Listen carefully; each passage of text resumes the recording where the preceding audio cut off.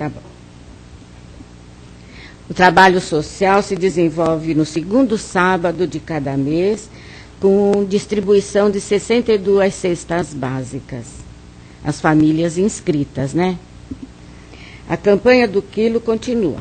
Nós estamos precisando ainda de alimentos não perecíveis, seja arroz, feijão, café, macarrão, bolacha, leite em pó, óleo também.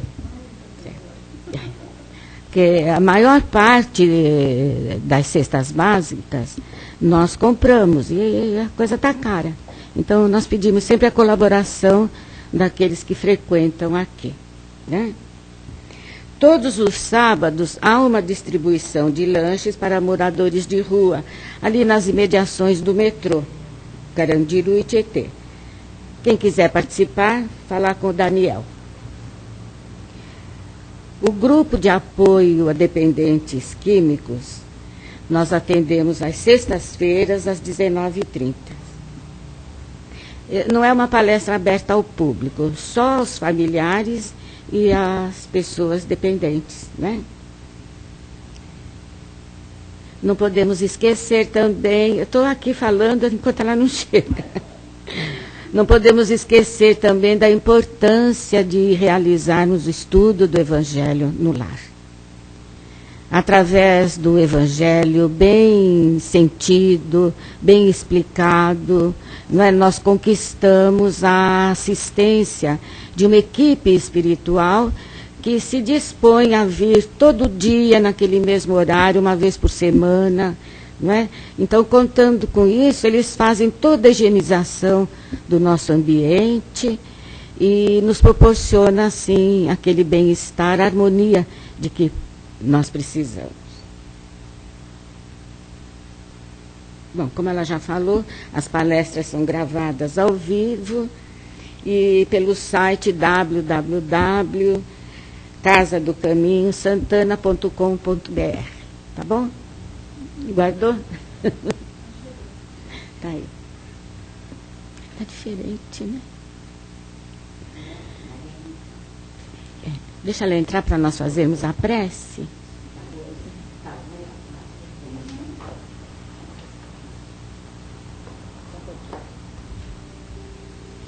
Então vamos já criando aquela condição íntima, no cantinho do nosso coração, elevando os nossos pensamentos e mentalizarmos a figura serena e amorosa do Mestre amado Jesus. Mestre de amor, Mestre paciencioso, que há tanto nos aguarda, mas jamais deixa de nos envolver com o seu carinho, dando-nos a sustentação que necessitamos para a lida diária. Os problemas que avultam no mundo físico, ele sabe muito bem a necessidade que temos de passar por tudo isso para nos libertarmos um dia de todas as nossas dores, de todas as nossas mazelas, criando em nós mesmos as condições propícias a uma elevação moral, espiritual, que o Espírito eterno, Espírito imortal, necessita para ser feliz, para viver plenamente, em pleno uso das suas faculdades. Por isso Deus nos criou com toda essa possibilidade. E assim, através das existências variadas, desse aprendizado constante, nós vamos conquistando para nós a luz, o conhecimento da verdade, que nos torna criaturas magnânimas, alegres, felizes. Neste momento em que aqui nos encontramos reunidos, é um momento de grande alegria, de grande satisfação para todos nós. É o reencontro semanal que nos traz o amparo, a sustentação, porque todos nós carecemos de momentos assim de quietude, de enlevo, a fim de assimilarmos todas as lições que aqui são apresentadas através não só do Evangelho segundo o Espiritismo, as lições preciosas que Jesus, através dos seus apóstolos, nos legou, mas através de livros também, de outros luminares da espiritualidade, que nos dão, assim, palavras de incentivo, que nos mostram como não é difícil vencermos as dificuldades desde que tenhamos fé, desde que realmente acreditemos que Deus é Pai, amoroso e justo. Tendo isso conosco, nós não teremos receio de nada. Enfrentaremos qualquer dificuldade com serenidade, sem nos abalarmos, até que um dia, então, por fim, consigamos nos libertar realmente. Mas hoje é um dia também de alegria. Nós temos a grande alegria de receber a Maria Rita, nossa querida amiga, companheira, que fará a palestra para vocês sobre a verdade. Vamos ouvir.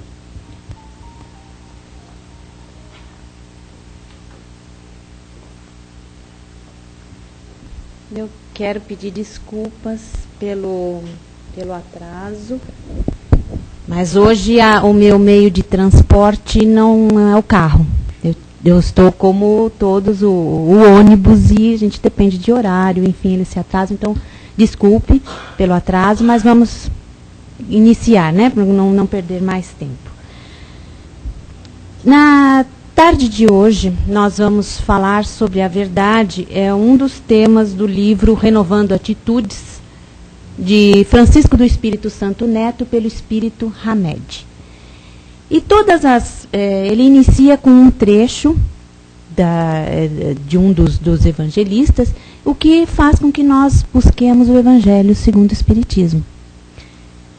Ele inicia, então, esse tema falando de uma passagem já no final da existência de Jesus, quando Pilatos estava no pretório.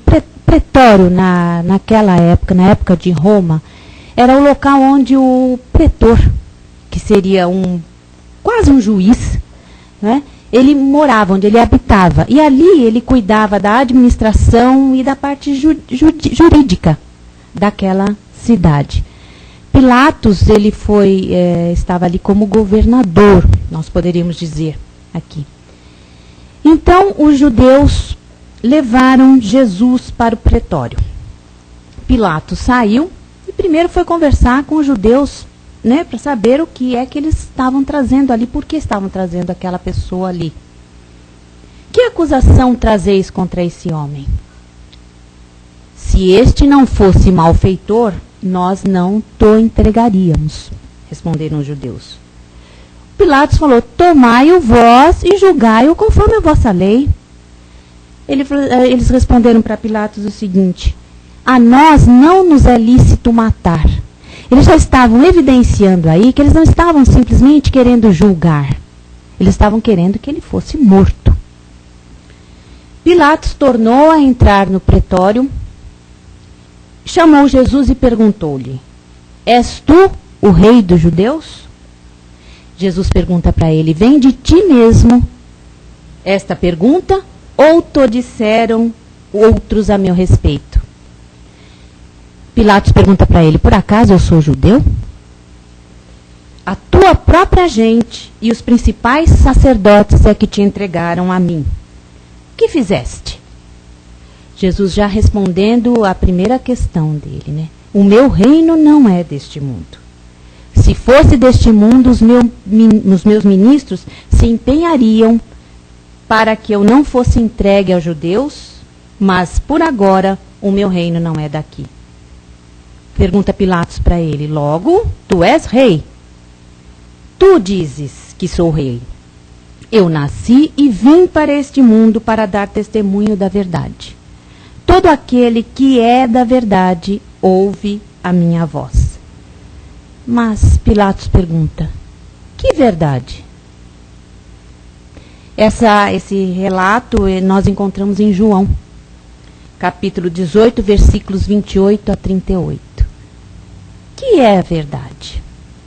A pergunta de Pilatos que todos nós podemos estar fazendo. O que Jesus queria dizer? Uma pessoa tão tranquila, tão serena.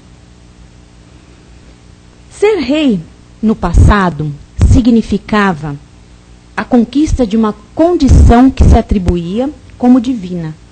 E a pessoa que estivesse como rei, ele se apresentava como se fosse superior aos outros, como se ele não tivesse problemas, enfim, como se ele fosse superior. E todos deviam obediência a ele. Então, para Pilatos, a presença daquele ser, daquela pessoa, significava, se ele era rei, significava que ele poderia perder a sua posição de rei. Quem era aquela criatura que estava tentando tirar o seu poder? Quem é que estava competindo com ele? A sua preocupação com Jesus, então, era somente essa. Era a verdade de Pilatos.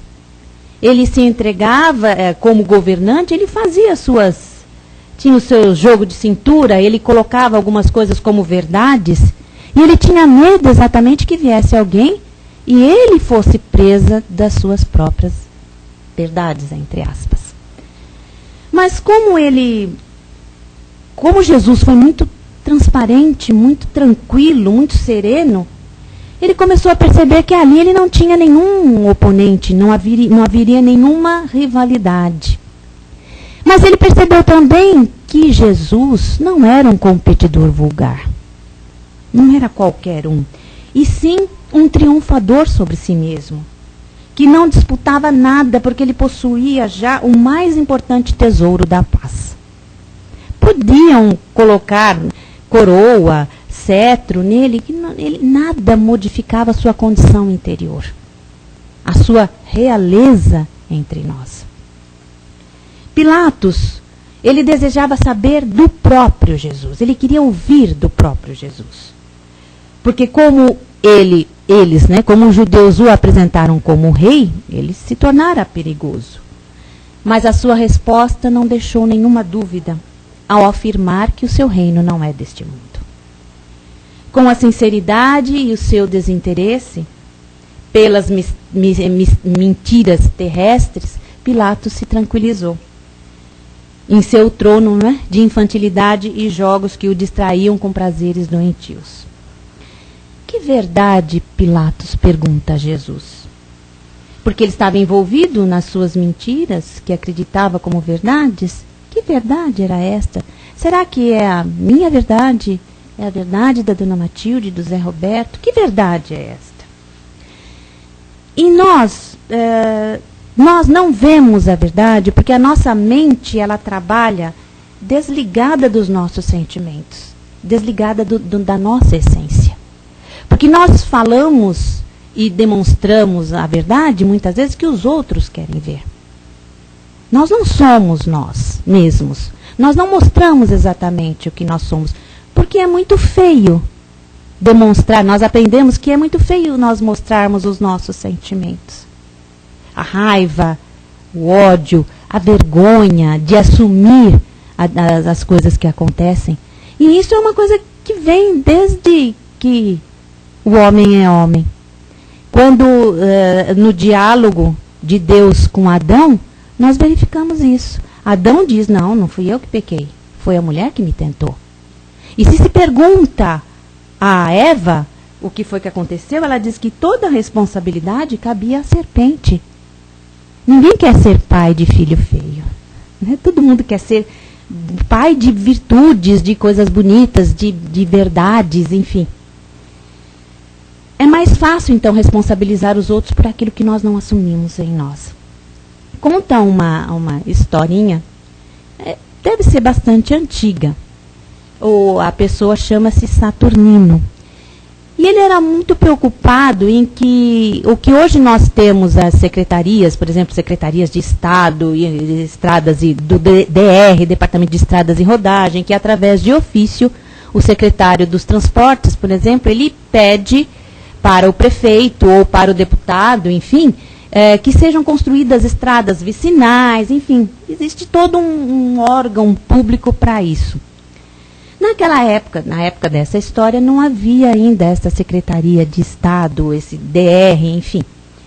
E esse Saturnino, ele estava esperando, ele aspirava que algum homem público pudesse beneficiar a sua região com uma estrada.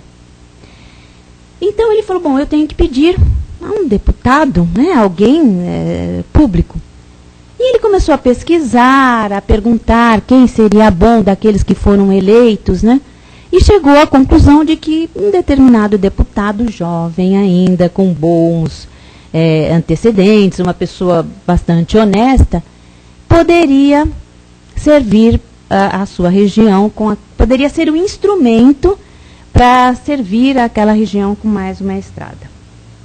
Depois, então, dele ouvir o escrivão da cidade, ele preparou uma carta. Fez uma carta dizendo todas as necessidades do município, enfim, de todo aquele local, enfim, contando toda a história. E agora ficou aguardando a resposta. Correram dias, semanas, meses, mesmo porque naquela época o mais forte era o correio. O correio é que poderia estar levando as cartas, né? Não é como hoje que tem os e-mails, enfim, que tem toda essa tecnologia nos auxiliando. E passado todo esse tempo, nenhum aviso. Revoltado, Saturnino começou a criticar a conduta política, não só daquele nobre deputado, mas de todos os políticos, como se eles não estivessem preocupados com as necessidades, com o bem-estar do povo, né? E sempre que ele se lembrava do assunto, ele criticava. Mesmo com as interferências da esposa, que dizia para que ele tivesse paciência, que ele perdoasse, que ele desculpasse, né? Ele não arredava, ele revoltado, ele criticava a todos. Bom, transcorreram 3 anos até que a solicitação que ele fez caducou. E também acabou o mandato daquele deputado. Saturnino, ele foi obrigado, então, a desistir da ideia. Mas ele ficou muito ressentido com o legislador, porque estava terminando seu mandato, ele teria que procurar uma outra pessoa para poder pedir. Certo dia, porém, que as coisas passam, né? Modificam. Ele estava no seu escritório, fazendo uma limpeza de papéis de antiga prateleira, e qual não foi a sua surpresa, quando ele, dentro de um antigo livro, estava a carta que ele escreveu, sobrescrita, ou seja, já endereçada, selada e pronta para ser entregue. Ele esqueceu de postar a carta. Mas neste tempo todo, pelo menos 4 anos, né, ele usou o seu pensamento, o seu ressentimento como uma verdade para criticar as pessoas, para censurar, sem prestar atenção de que ele próprio havia se esquecido. Talvez, se ele tivesse mandado a carta, enviado, o deputado teria lido, teria pelo menos dado uma resposta, mas ele nem mandou. Como é que ele podia julgar? Então nós temos isso muito conosco ainda. Nós julgamos demais as pessoas porque nós acreditamos ser os únicos donos da verdade. Mas de que verdade Jesus falava? Será que era essa nossa verdade aqui, que nós nos envolvemos com as coisas do dia a dia? Não é a verdade do ônibus que chegou mais tarde? Não, ele tem um horário, eu que deveria ter saído mais cedo. Não é a verdade não é esse tipo de verdade. Se nós prestarmos atenção, a tônica dos ensinamentos de Jesus é a respeito da vida futura, da verdadeira vida. não só da existência terrena, não das coisas que nos acontecem, mas ele estava dizendo, mostrando a todos nós, que nós somos espíritos imortais, que temos a eternidade pela frente, que voltaremos a esta existência quantas vezes forem necessárias. Então ele já estava nos preparando a humanidade, para que tivessem novas atitudes não novas, mas assim, que começassem a praticar esses seus ensinamentos, porque já estava nos preparando para o desencarne, ou seja, para essa vida imortal. Para que nós nos preparemos para que nós possamos transformar em nós o reino de Deus. Quando Jesus ensina o Pai Nosso, ele diz assim: Pai nosso que estás nos céus, santificado seja o vosso nome. Venha a nós o vosso reino. Seja feita a vossa vontade, assim na terra como no céu. Como é que Deus vai fazer o reino dele em nós? Através das nossas atitudes. Nós nos aproximamos do reino de Deus. Pelas nossas boas atitudes, pelas nossas mudanças. Tanto que este livro aqui tem o título de Renovando Atitudes. Quando nós renovarmos as nossas atitudes, porque são esses ensinamentos, não são novos. Nós já temos ensinamentos dos 10 mandamentos. Não matar, não cobiçar a mulher do próximo, amar a Deus, aí já é Jesus, amar a Deus sobre todas as coisas e ao próximo como a ti mesmo. Então esse renovar atitudes é justamente o que nos prepara para transformar em nós, em nosso coração, o reino de Deus. Fazer com que ele esteja em nós. Para que nós possamos envolver todas as pessoas que conosco convivem, para que nós juntos possamos transformar essa terra de expiação e de provas num mundo de regeneração. Então é todo um trabalho que nós precisamos fazer, renovando as nossas atitudes. O que ensinou Jesus? Ele viveu, ele não só ensinou, ele não só falou, ele viveu. Ele esclareceu a humanidade a viver na terra, indicando o caminho a ser seguido. Ensinou como que nós devemos agir nesta caminhada, usando como instrumento o quê? O amor a Deus sobre todas as coisas e ao próximo como a nós mesmos. A todos, Jesus concedeu o amor puro, bênçãos de luz e bens para a eternidade. Ministrou a caridade simples e natural, caridade que todos nós podemos fazer. A cada qual apontou a lógica real das circunstâncias na vida. O Senhor não vai onde estão aqueles que estavam te julgando, te condenando? Foram embora, Senhor. Se ninguém te condenou, eu também não vou te condenar. Vá e não peques mais. Ou seja, o trabalho é nosso. Nós não temos que julgar, nem maltratar ninguém. O trabalho de cada um é esta renovação de atitudes. Jesus a ninguém enganou. Perdoou sem apresentar condições. De ninguém ele reclamou. Nós podemos dizer, mas nós não somos Jesus. Não somos. Mas Jesus, como nosso guia, como nosso modelo, ele apresenta, ele dizia, sois deuses. Tudo o que eu faço, podeis fazer e muito mais. Então, as condições nós temos. Nós trazemos em nós o germe de transformação, de modificação. Cabe a nós trabalharmos isso. Modificarmos o nosso modo, o ponto de vista, a nossa maneira de ver as coisas. Se nós educarmos os nossos olhos, serenarmos o nosso ouvido e acalmar e tranquilizar a nossa língua, nós estaremos tranquilos. Porque vai tudo da maneira como nós vemos, como nós julgamos a verdade de cada um. E não é. dentro da condição de cada um de nós já temos essa possibilidade de praticar no dia a dia, onde nós estivermos, envolvido em relação com qualquer pessoa. Nós temos as condições de exercitar a moral cristã. Porque como espíritos, sabedores que nós temos a imortalidade, o espírito é imortal. Por mais que nós queiramos morrer, nós não vamos morrer. O que morre é o corpo. Mas tudo aquilo que nós fizermos, todas as nossas atitudes, todas as nossas críticas, todas as nossas aquisições, tudo de bom, vai ficar conosco. É exatamente isso que nós vamos levar.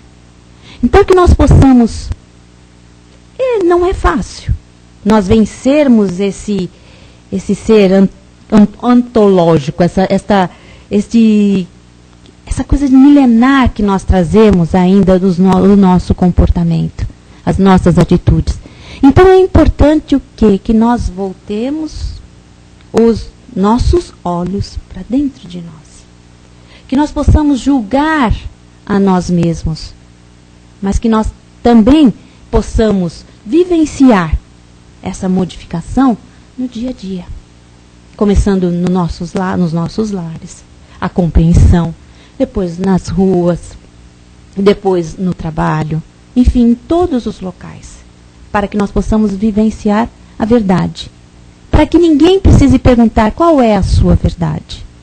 A verdade é a verdade do amor, é a verdade que é de Deus, nosso Pai, a verdade que nós somos espíritos e que estamos aqui para evoluir, para aprender.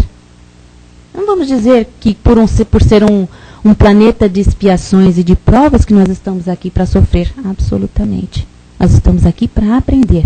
A dor, ela é natural, faz parte. Agora o sofrimento é optativo. Então que nós possamos vivenciar essa verdade, a começar por nós. Para que nós possamos, ao exteriorizar, nós sermos autênticos, verdadeiros, sem preocupação de estar mostrando para os outros aquilo que o outro quer ver, mas sim exatamente aquilo que nós somos. Já com a moral evangélica, com todos esses ensinamentos de Jesus, dentro das nossas possibilidades.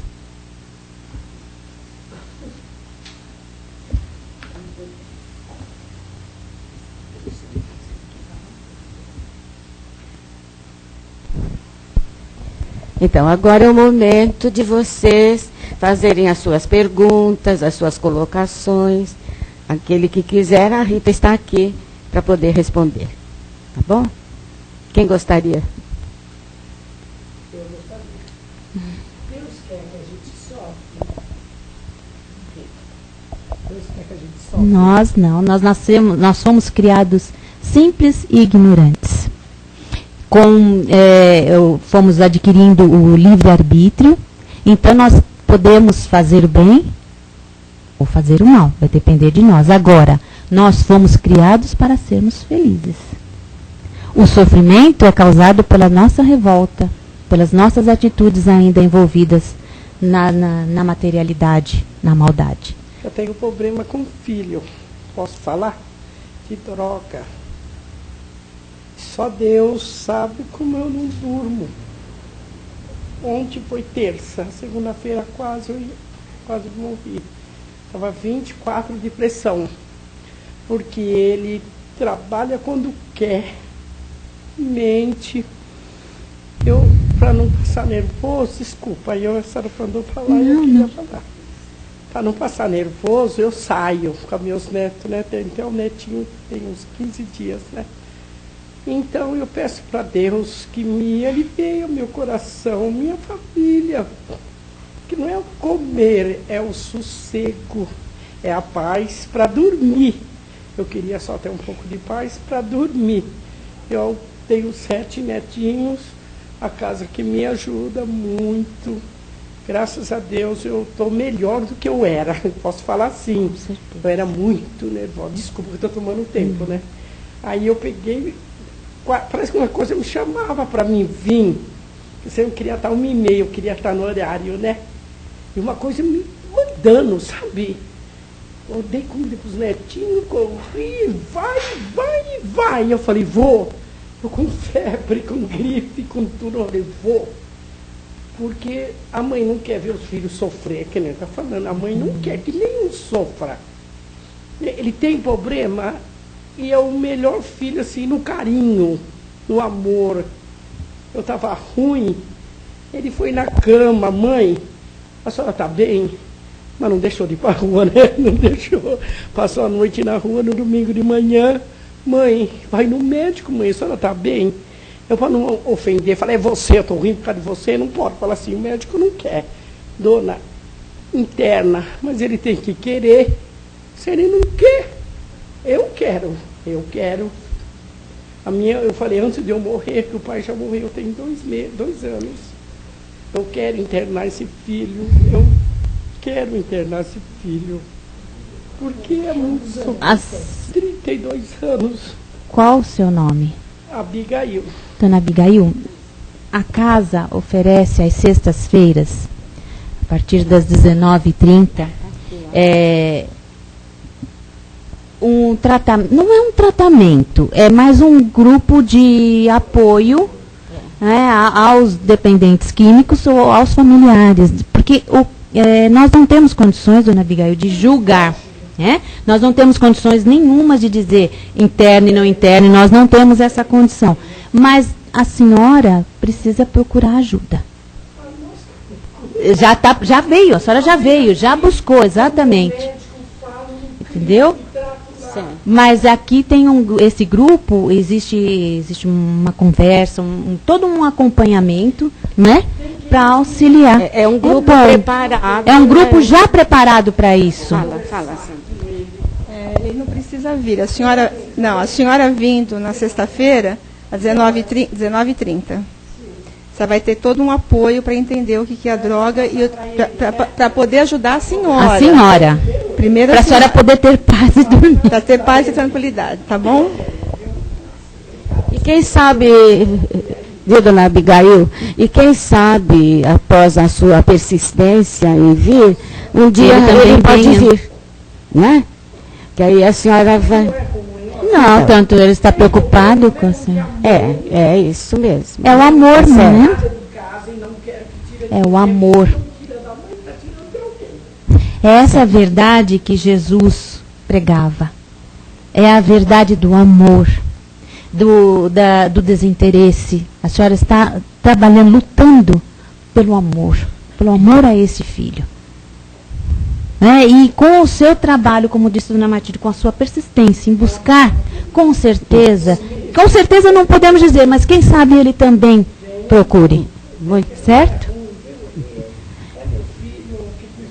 Uma hora, com certeza, vai haver algum resultado positivo. Viu? Isso, é o melhor.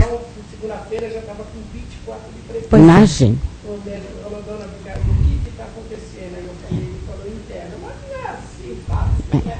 E a senhora venha também para poder passar pelo plantão, receber o passe adequado, viu? Que aí vai lhe aliviar também, vai lhe dar sustentação, certo? Isso. A senhora faz o evangelho no lar? Faz. Ótimo, isso é muito bom. Esse trabalho, não é um trabalho, todas essas atitudes que a senhora está tomando, que vai beneficiar a senhora, sim, vai beneficiar a todos aqueles que estão ao seu lado. Deus fala buscando todos. É verdade. Com certeza. Mesmo que nós façamos sozinhos, né, nós temos todo um acompanhamento. E o evangelho dentro do lar, bem sentido e vivenciado, ele traz acende um farol que ilumina todo lugar onde a senhora mora. Vai para toda a família e vai mais além. Aquele que necessita. Então, tá vendo? Já é um grande passo, não é? Então, que bom. Isso. Confie em Deus. Tá certo. Muito bem. Agora, tem mais alguém que gostaria de falar alguma coisa?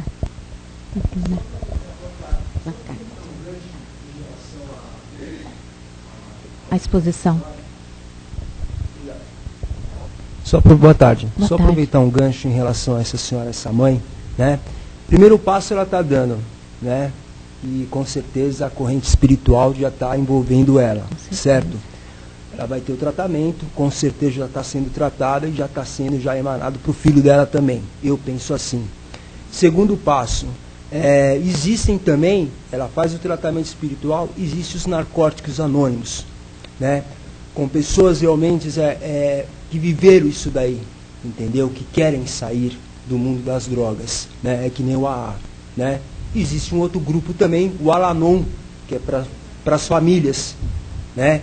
Que é praticamente é uma codependente. Sim. Entendeu? Então, trabalha essa parte de obsessores, já está sendo trabalhada, e tem outros grupos também que vão fortalecer esse lado dela. Com certeza. Essa é a verdade. Essa é a verdade. É o amor. É a compreensão. Exatamente. É a busca. É o entendimento para que nós possamos dormir, ter tranquilidade.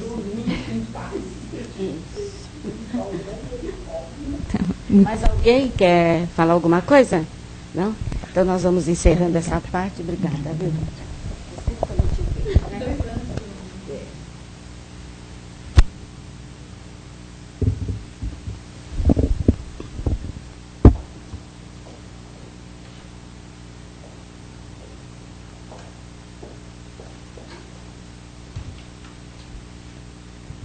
Então é chegado o momento, depois de tantos esclarecimentos, né, que com certeza todos nós aproveitamos bastante, nós vamos novamente fazendo uma introspecção, entrando para dentro de nós mesmos, cerrando os nossos olhos, buscando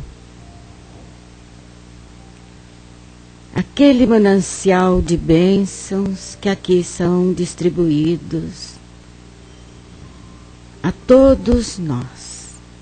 Cada um em particular recebe a sua cota de benefícios, tranquilizando o seu coração, aquietando a sua mente, na certeza de que não estamos sozinhos. Há sempre um amigo, um irmão, um espírito que se coloca ao nosso lado, um anjo da guarda, para nos amparar e nos confortar.